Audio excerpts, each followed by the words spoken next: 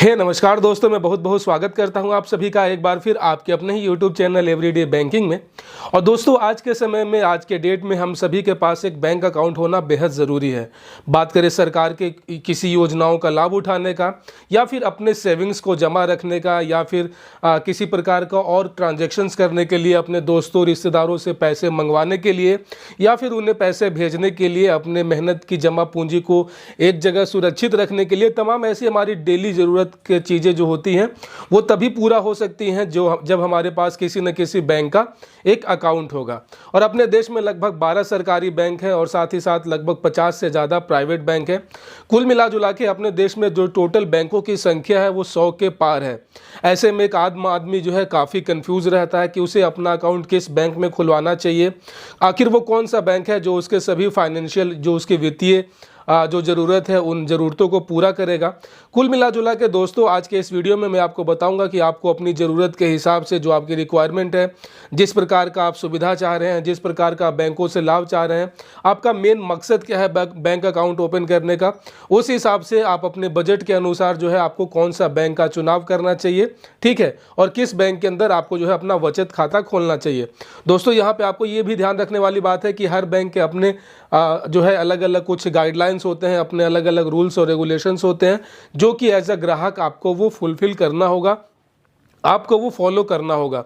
उदाहरण के तौर पे आपको जो है एक निश्चित अमाउंट, जो एक फिक्स अमाउंट होता है, कह सकते हैं मिनिमम एवरेज बैलेंस, जो कि न्यूनतम जमा राशि होती है, वो आपके खाते में रखनी होती है।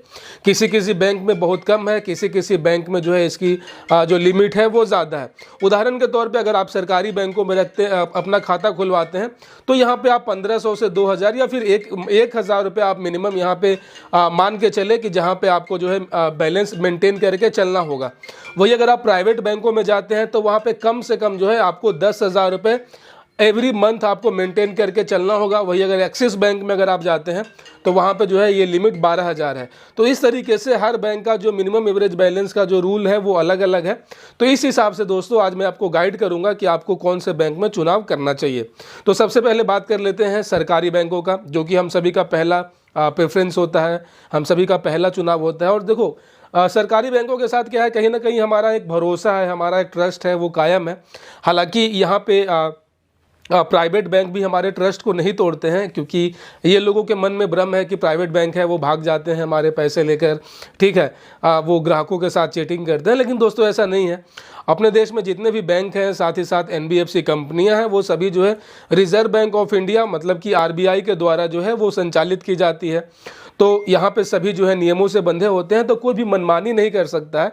हाँ, कुछ छोटे मोटे बदलाव जो है, कोई छोटा मोटा फैसला बैंक अपनी ओर से ले लेता है, जिससे ग्राहक को थोड़ा बहुत दिक्कत हो सकता है। खैर गाइस, चलिए अब शुरुआत करते हैं सरकारी बैंकों में। तो सबसे पहले आपको ये फाइंड आउट करना होगा कि आपका मकसद क्या है।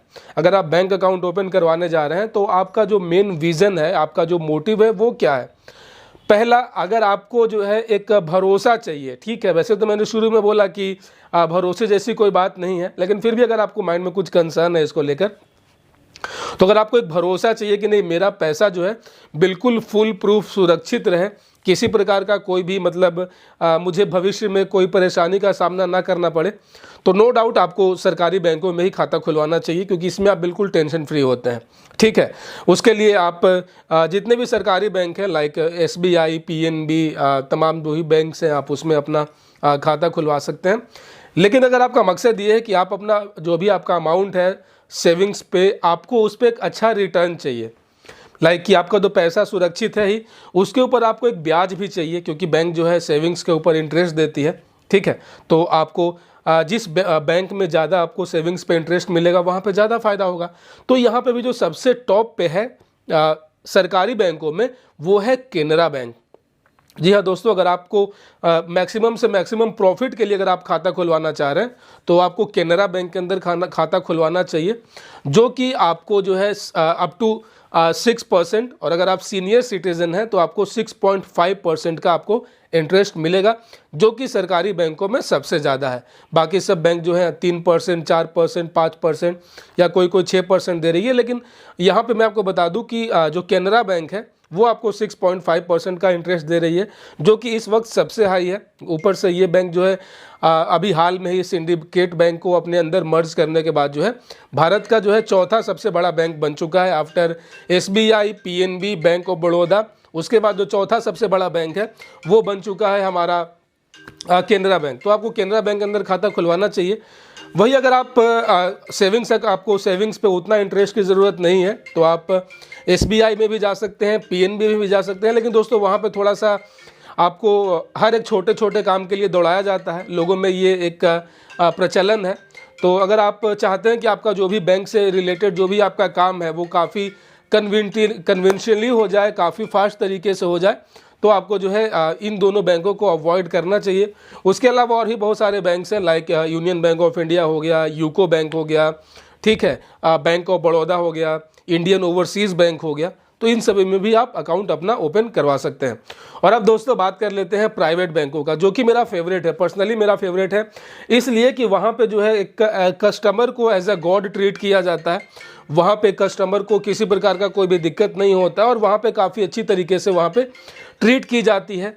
और प्राइवेट बैंकों में बात करें तो यहाँ पे कोटक महिंद्रा बैंक है, जिसके बारे में बताना चाहूँगा। अगर आप इसके अंदर सेविंग्स अकाउंट अपना ओपन करवाते हैं तो यहाँ पे आपको एक डेडिकेटेड रिलेशनशिप मैनेजर दिया जाता है। Dedicated relationship manager in the sense कि आपको पर्सनली एक गाइड करने के लिए वहाँ पे एक मैनेजर दिया जाता है, जो कि आपको ऑन कॉल, आपको फ़ोन पे भी जो है वो गाइड कर सकता है। अगर आपको कोई भी फाइनेंशियली प्रॉब्लम है, अगर कैश पिकअप करना हो, लाइक कि बहुत बार ऐसा होता है कि हम चल के ब्रांच नहीं जा सकते हैं, तो जाहिर सी बात है आप जब तक बैंक नहीं जाएंगे तो आपके खाते में पैसे जमा कैसे होंगे। लेकिन कोटक महिंद्रा एक ऐसा बैंक है दोस्तों जहां पे डेडिकेटेड रिलेशनशिप मैनेजर्स होते हैं और वहां पे आपको कैश पिकअप का भी फैसिलिटी होता है। अगर आप उन्हें कॉल करेंगे तो वो एक फिक्स टाइम में आपके घर पे आ जाएंगे और वो हैंड टू हैंड जो है सेम टाइम जो है आपके अकाउंट में वो पैसे क्रेडिट कर देंगे। तो सीनियर सिटीजन्स के लिए काफ़ी अच्छा है ये फैसिलिटी, ठीक है। यहाँ पे अगर बात करूँ कोटक महिंद्रा बैंक में, तो आपको जो मिनिमम एवरेज बैलेंस है वो 5,000 रुपये जो है वो मेंटेन करके चलना होता है। हाँ, अगर आप अपने अकाउंट को अपडेट करवाते हैं लाइक एज में, तो फिर आपको 10,000 रुपये मेंटेन करना होता है। लेकिन यहाँ पे प्राइवेट बैंक में भी ये 5,000 रुपये ही है। उसके बाद अगर आप एक ऐसा प्राइवेट बैंक चाह रहे हैं जहाँ पे आपको कम से कम मिनिमम एवरेज बैलेंस मेंटेन करके चलना हो और किसी प्रकार का कोई पेनाल्टी ना लगे, तो इसके लिए मैं आपको रिकमेंड करना चाहूँगा बंधन बैंक। दोस्तों बंधन बैंक काफ़ी शानदार बैंक है और इसका हेडक्वार्टर जो है कोलकाता में है और ये इंडिया का इकलौता ऐसा बैंक है जिसने सरकारी बैंकों को भी पीछे कर दिया है खास फैसिलिटी देने में। और वो ये है कि ये मिनिमम एवरेज बैलेंस का कोई यहाँ पे चक्कर नहीं है। चक्कर नहीं है इन द सेंस कि ये कभी भी पेनाल्टी नहीं काटता है। अगर आप किसी महीने फेल हो जाते हैं मिनिमम एवरेज बैलेंस मेंटेन करने में, 1 महीने, 2 महीने, 6 महीने, तो ये किसी प्रकार का आपको पेनाल्टी नहीं काटता है। तो ये कह सकते हैं कि एक तरीके से जीरो बैलेंस अकाउंट होता है। तो बंधन बैंक जो है ये एक मेरे ख्याल से आपके लिए एक प्रायोरिटी हो सकता है, जहाँ पे आपको इंटरेस्ट भी अच्छा मिलता है, लगभग 4.5 समथिंग का इंटरेस्ट रेट है यहाँ पे, और यहाँ पे कोई भी पेनाल्टी नहीं है, ठीक है। यहाँ पे आपको ओवरड्राफ्ट की सुविधा भी मिल जाती है। उसके बाद गाइज, अगर आप काफ़ी ज़्यादा टेक्निकली एडवांस है, अगर आप UPI वगैरह काफ़ी ज़्यादा करते हैं और आप एक यूथ हैं, अगर आप एक वर्किंग प्रोफेशनल हैं और आप चाहते हैं कि आपको एक ऐसा शानदार बैंक मिले जिसके साथ आपको डेबिट कार्ड मिले, जिस पे आपको एयरपोर्ट लाउंज एक्सेस मिले, आपको जो है क्रेडिट कार्ड ऑफर हो और आपके जो कार्ड की लिमिट है वो काफ़ी ज़्यादा हो, ताकि आप मैक्सिमम से मैक्सिमम ऑनलाइन ट्रांजैक्शंस कर सकें, शॉपिंग कर सकें। तो इसके लिए दोस्तों HDFC बैंक जो है सबसे बेहतरीन है। यहाँ पे जो है आपको मिनिमम आप 10,000 रुपये डिपॉजिट करके आप अपना अकाउंट ओपन करवा सकते हैं। और ये एक बैंक है जो इजीली आपके ट्रांजैक्शन हिस्ट्री पे, आपका जो भी हिस्ट्री बना है, आपका ट्रांजैक्शन हिस्ट्री, उसके ऊपर आपको क्रेडिट कार्ड जो है बिल्कुल मतलब कह सकते हैं जल्दी से जल्दी विदिन 180 डेज़ आपको जो है क्रेडिट कार्ड प्रोवाइड कर देती है। इसके पैरेलल में आप चाहें तो एक्सिस बैंक या फिर ICICI बैंक में आप अकाउंट ओपन कर सकते हैं, लेकिन मैं आपको रिकमेंड नहीं करूंगा। अगर आपको प्राइवेट बैंक में अकाउंट ओपन करवाना है तो या आप तो बंधन बैंक के साथ जाएं, जहां पे कोई मिनिमम एवरेज बैलेंस नहीं है। वही अगर आप मिनिमम एवरेज बैलेंस मेंटेन करना चाहते हैं तो आप जाइए यहाँ पे HDFC बैंक के साथ, जो कि उसका फैसिलिटी है वर्ल्ड क्लास है। और बात करें मार्केट कैपिटलाइजेशन का, तो वो उसका जो ब्रांड वैल्यू है वो भारत का सबसे बड़ा सरकारी बैंक SBI से भी कहीं ज़्यादा है। मतलब ये कि अगर HDFC अगर अभी सरकारी बैंक होता तो वो भारत का सबसे बड़ा बैंक होता है, क्योंकि उसके पास जो कैपिटल है वो SBI से भी ज़्यादा है। तो आप समझ सकते हैं कितना पावरफुल बैंक है और हमेशा नई नई चीज़ों को इनोवेट करता रहता है। इसकी नेट बैंकिंग काफ़ी शानदार है, ठीक है, और इसके पास एक वाइड ATM का अपना एक नेटवर्क है, तो आप बच जाते हैं एक्सेस जो भी ATM चार्ज देने से। तो इस प्रकार से दोस्तों आप अपने लिए एक बेस्ट बैंक अकाउंट चूज कर सकते हैं, ये अलग अलग पैरामीटर्स पे जो कि मैंने आपको बताएं, either in government bank, either on in private bank.